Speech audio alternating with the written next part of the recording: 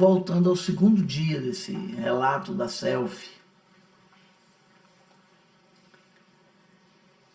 um jovem de 19 anos, aquele negócio de bicicleta, né? Ele andava de bicicleta, já tinha feito alguns trechos no mundo. Ele disse que começou a fazer um negócio da bicicleta quando ele tinha 15 anos, no país dele, no próprio país. Depois ele começou a fazer em outros países, ele levava a bicicleta, né? Eles veem como é que essa bicicleta ia, menina, no avião ele ia, Lu, porque eu tinha uma bicicleta preparada para isso, entendeu? E eu conseguia levar assim, né? E fazia, eu gostava de pedalar, de estar pedalando. E aí eu tive a ideia de construir um capacete onde eu botava o celular aqui, né? E filmava muitas coisas lindas, coisa muito bonita mesmo. E futuramente eu tinha vontade até de fazer o que você faz, trabalhar no YouTube, mostrar as imagens que eu gravei pedalando. E aí um dia eu estava assistindo, fez, puxa, eu não estou aqui, né? Eu gravo tanta coisa bonita, mas eu não apareço.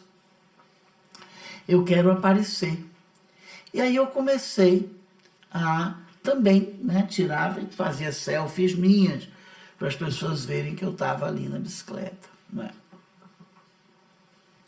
E foi aí que eu entrei nessa onda da selfie. E parece uma coisa assim, viu, Lu? Parece que a gente vicia nisso. Para mim virou um vício, sabe? Eu tomava café da manhã, tirava uma selfie para minha namorada, para mostrar que eu estava tomando café da manhã. Eu ia numa rua, numa livraria, comprar um livro, tirava uma selfie para mostrar às pessoas que eu estava na livraria. Parece que virou um vício, aquilo como que me chamava, Lu. Ah, tira uma selfie, tira uma selfie. Eu sei, de vez em quando eu falei para ele, isso me mexe também. Outro dia eu estava brincando aqui com o Biel em casa, com o meu cachorrinho, e ele disse, Biel, vamos mostrar para o pessoal essa arte do bonito Ivano. E fiz uma selfie, coloquei, e mais de 40 mil pessoas viram e tal. Mas eu não tenho um vício, todo lugar que eu vou fazer isso. Eu falei para ele, eu não tenho isso. Mas sim, vou ficar atento com o que você está me dizendo. Ele, olha, vicia, viu? Vicia. Vicia, né? Todo lugar que eu ia, mandava uma selfie. Às vezes eu estava indo me encontrar com minha namorada e eu estava atrasado, aí eu tirava uma selfie da quilometragem de onde eu estava para ela saber que eu estava perto. Aquilo vai virando uma coisa que você não vê e tudo você tem que fotografar, né? É como se as pessoas... Eu digo que isso aconteceu comigo. Eu olhava as paisagens quando eu comecei na bicicleta e eu ficava feliz. Eu adorava chegar em casa, lembrar dos momentos, as coisas que eu vi. Aí, de repente, não, eu vou gravar. E aí eu fiquei muito mais preocupado em gravar os lugares do que viver os lugares, né? Fotografar é mais importante do que estar ali, sei lá, fluindo, solto, espontâneo, olhando, curtindo. Eu ia para um lugar, isso foi piorando, eu ia para um lugar, já catava o celular, porque eu tinha que filmar aquilo, e aí você vai filmar. Então você sai do curtir, do aproveitar. Até que eu comecei a bater foto minha no espelho, Lu. Eu me arrumava, tirava foto no espelho, mandava para as pessoas, para minha namorada, para um amigo, botava nas redes sociais, e aquilo foi virando uma coisa na minha vida, assim, que, como se fosse normal, né? Eu escovo os dentes, tiro selfie, eu tomo banho, tiro selfie, era uma coisa assim, se fosse até fisiológica. E numa dessa, um pessoal estava pulando de balão, e eu quis assistir aquilo. Quando eu cheguei lá, o que aconteceu? Eu queria fazer uma selfie, né?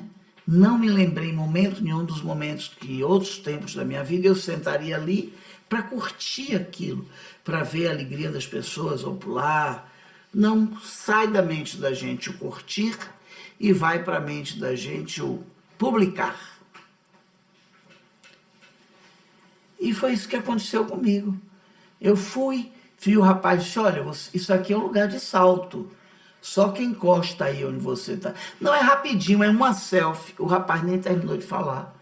veio uma corrente de vento, que é por aí que tem muito vento, que é porque eles pulam, eu não tive nem tempo de raciocinar, e agora eu estou aqui contando essa história com você, que isso passou há 3 anos atrás.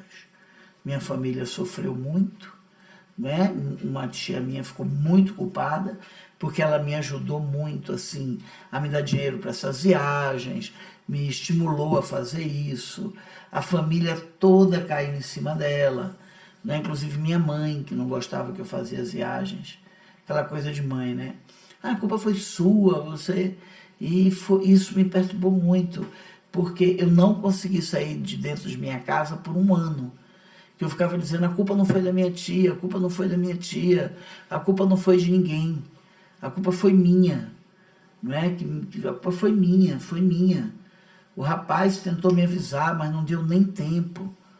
E é isso que aconteceu comigo. E aí tinha um meu mentor, ele ia me chamar e eu dizia, não, eu já vou, eu vou ficar aqui, minha mãe tem que me ouvir.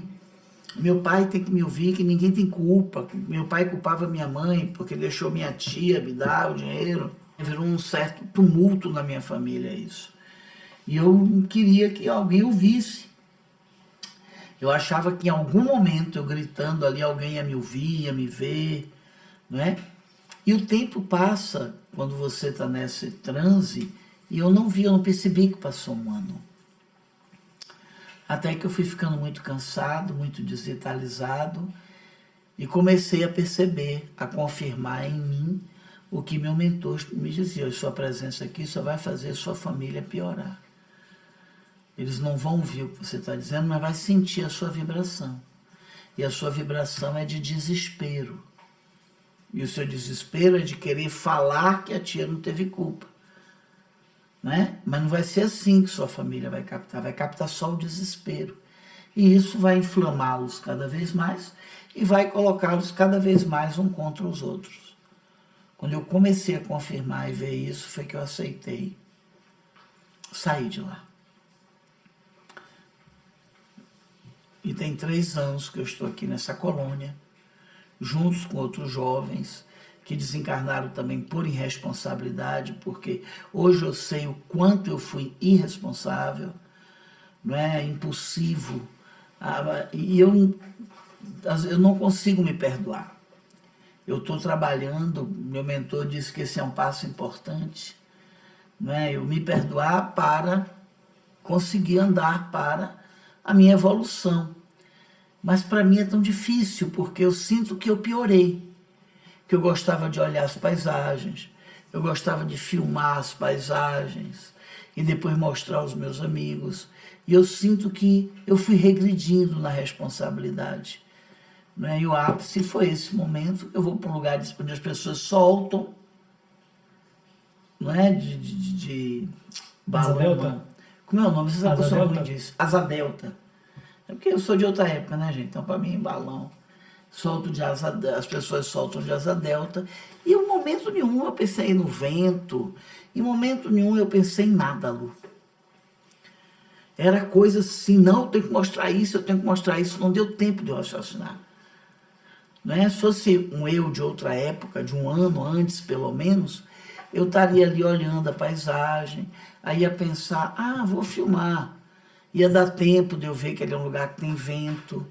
Então foi uma coisa assim, eu não consigo explicar como é que eu levanto, vou para um lugar, na beira de um lugar daquele, Lu, onde todo mundo que só chegava perto dali, daquele lugar que eu fui, já era perto para pular. E ainda estava amarrado de corda aqui, ó, esperando o momento dele soltar para pular. Eu fui sem corda, sem nada. Então, fatalmente... E se você acha que o que aconteceu foi um acidente, ele fez não. Eu tenho consciência que eu não posso chamar isso de acidente. Né? Acidente é se eu estivesse sentado no lugar certo e viesse um tufão que não avisa quando chega e me puxasse lá e me levasse. Mas o que eu fiz foi uma irresponsabilidade. Eu não fui responsável, causei muita dor com isso, não é? Muita dor. E eu fui conversar com o mentor dele. E o mentor disse exatamente isso, que ele vinha que ele desce, né, para uma programação encarnatória para desenvolver responsabilidade. Que já na encarnação anterior, ele já tinha também desencarnado por questões de irresponsabilidade, né, por eventos de irresponsabilidade.